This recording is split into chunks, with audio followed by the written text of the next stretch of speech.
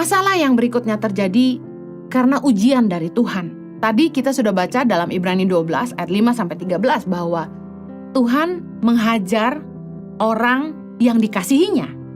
Dan Tuhan memberi ganjaran kepada kita ketika Allah memperlakukan kita sebagai anak. Berarti kita tahu bahwa ada proses ujian hidup yang memang diizinkan Tuhan datang dalam hidup kita. Tapi Ibrani 12 ayat 10 katakan gini, Dia menghajar kita untuk kebaikan kita. Kita harus tahu bahwa ketika Tuhan menguji kita, itu untuk kebaikan kita. Supaya kita beroleh bagian dalam kekudusannya. Tuhan proses kita, memurnikan kita, supaya kita boleh beroleh bagian dalam kekudusannya. Tuhan itu kalau mengizinkan proses ujian datang dalam hidup kita, Tuhan hanya ingin membentuk kita jadi indah. Dia ingin mengajarkan kita bagaimana kita belajar hidup dalam kebenaran, bagaimana kita belajar menguasai diri, bagaimana kita belajar menguasai lidah, bagaimana kita belajar bijak mengelola keuangan, bagaimana kita belajar memperlakukan orang lain dengan baik, bagaimana kita belajar mengampuni, bagaimana kita belajar mengasihi orang lain, bagaimana kita belajar kata hormat, belajar menghormati orang tua, menghormati semua orang. Kita belajar tidak memandang rendah kepada siapapun, tidak memandang muka, tidak membeda-bedakan. Banyak proses Tuhan yang membentuk kita tuh jadi indah. Kita yang egois, selfish, self-centered, kita belajar untuk mengutamakan kepentingan orang lain. Lewat proses lah Tuhan mengajar kita semua hal-hal ilahi. Dan ini yang pasti, Tuhan itu mengajar kita supaya kita itu rendah hati, supaya kita itu menghidupi kebenarannya dan belajar mengandalkan Dia. Saya ingin kita semua anak-anak Tuhan, mari bereaksi benar di masa sukar.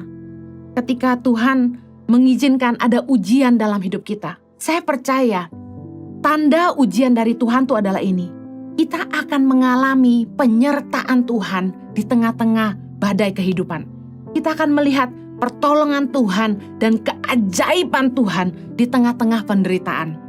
Keluaran 14 ayat yang keempat berkata gini, Aku akan mengeraskan hati Firaun sehingga ia mengejar mereka. Dan terhadap Firaun dan seluruh pasukannya, aku akan menyatakan kemuliaanku sehingga orang Mesir mengetahui bahwa akulah Tuhan, lalu mereka berbuat demikian. Kalau kita baca ayat ini dan masih banyak ayat yang mengatakan bahwa Tuhan mengeraskan hati Firaun, pertanyaannya gini, Tuhan yang suruh Musa menghadap Firaun untuk mengizinkan bangsa Israel keluar dari Mesir. Tapi kenapa Tuhan juga yang mengeraskan hati Firaun? Mungkin Anda berharap orang tuamu atau atasanmu atau ada orang-orang yang Anda andalkan dalam hidupmu, yang Anda berdoa Tuhan akan pakai mereka untuk menolong hidupmu. Tuhan akan pakai mereka untuk mengangkat hidupmu. Engkau berharap mereka lah yang dipakai Tuhan untuk mengeluarkan engkau dari beban hutang dan lain sebagainya. Tapi justru orang-orang yang engkau andalkan ini yang kemudian mengecewakan engkau dan kemudian engkau berpikir, kok Tuhan gak jawab doaku?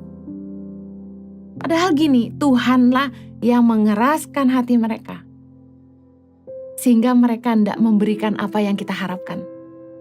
Tujuannya apa? Supaya kita tidak belajar mengandalkan mereka, tapi mengandalkan Tuhan.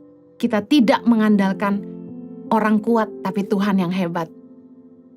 Tuhan mau mengajar kita supaya kita hanya datang dan minta sama Tuhan, bukan jadi pengemis bagi manusia. Tuhan mau kita punya mental anak raja, bukan mental peminta-minta. Impact Community Indonesia telah mengadakan 3 kali ibadah setiap hari Minggu. Pukul 9 waktu Indonesia Barat, pukul 11 waktu Indonesia Barat, dan pukul 13 waktu Indonesia Barat. Di MOI, Mall of Indonesia Kelapa Gading, lantai P3.